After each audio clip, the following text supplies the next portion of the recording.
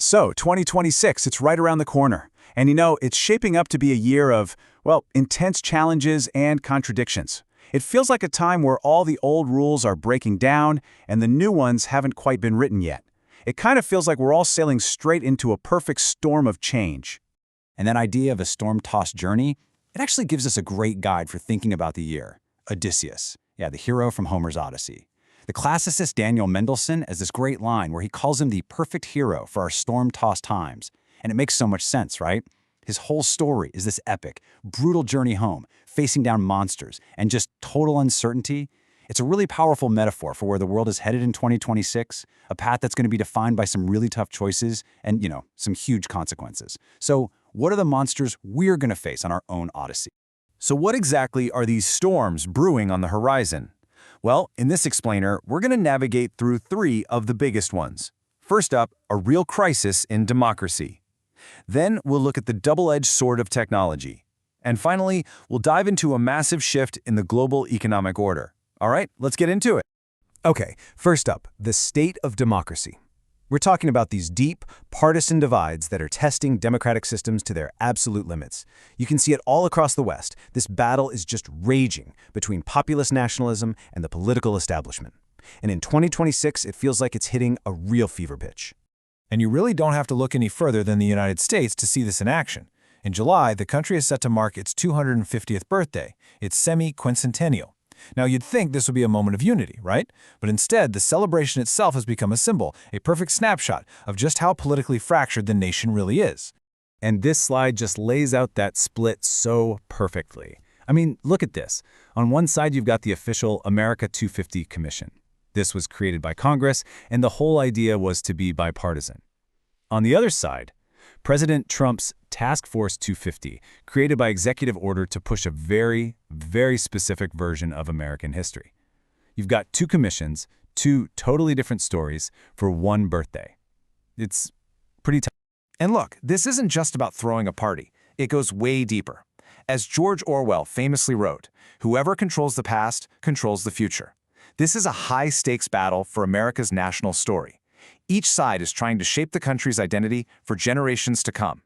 But this democratic stress test, it's definitely not just an American thing. If you look across Europe, a very similar battle is playing out. You have these populist parties challenging the political firewalls that have for a long time kept them from getting any real power.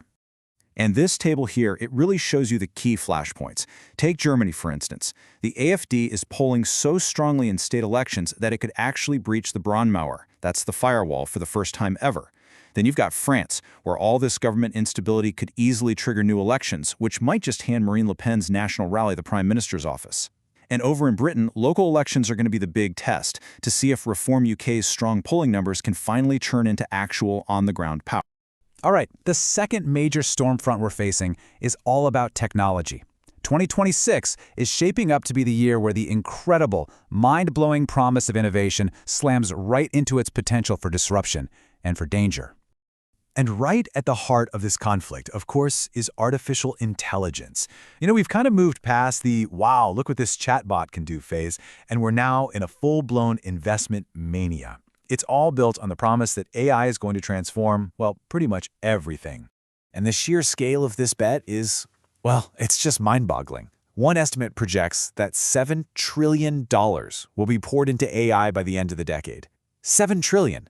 It's a financial boom that is completely banking on this technology succeeding. But here's the massive reality check. Right now, a staggering 95% of corporate AI pilot projects are failing to generate any financial return at all. There is this huge yawning gap between all the hype and the actual profitable use of AI by real businesses. So this gap, it creates enormous risks. I mean, what if investors lose faith? That could trigger a market correction that wipes out trillions. But what if it goes the other way and adoption does speed up, especially with these new autonomous AI agents that are basically designed to be drop-in replacements for human workers? Well, that could spark a huge social backlash against AI as a job-stealing menace, especially for new grads just trying to enter the workforce.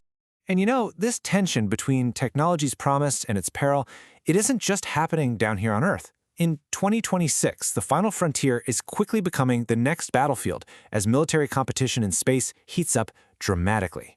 We're basically watching a new arms race kick off, step by dangerous step. The US is pushing for a Golden Dome missile shield. Russia is reportedly testing a space-based nuclear weapon designed to wipe out entire satellite networks. And at the same time, countries like Britain and France are openly developing their own offensive counter-space capabilities. I mean, decades of norms that kept space peaceful, they're just eroding right before our eyes.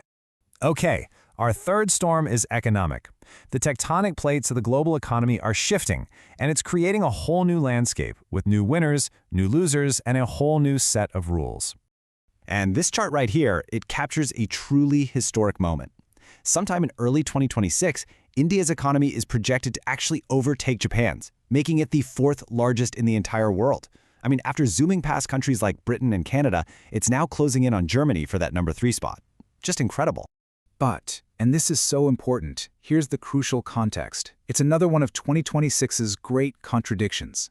So while India is an economic giant in absolute terms, it's still a poor country when you look at GDP per person. It ranks 126th in the world. All that wealth is shared among more than 11 times as many people as in Japan. So you have this paradox.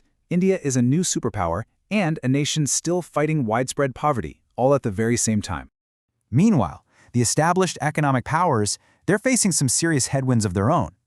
The whole post-war trade order, which was led by the United States, is under immense pressure from a much more assertive China, which sees a huge opportunity in America's recent turn inward. And China has a very clear playbook for 2026.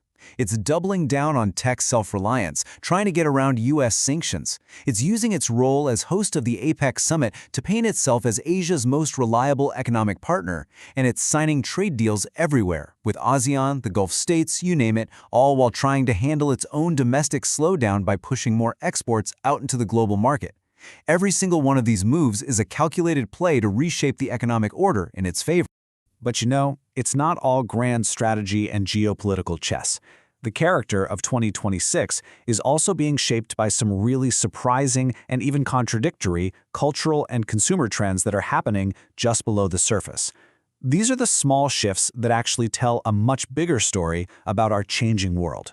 Like for instance, 2026 is the year the world officially hits peak wine, which is a fascinating sign of how tastes and lifestyles are changing globally.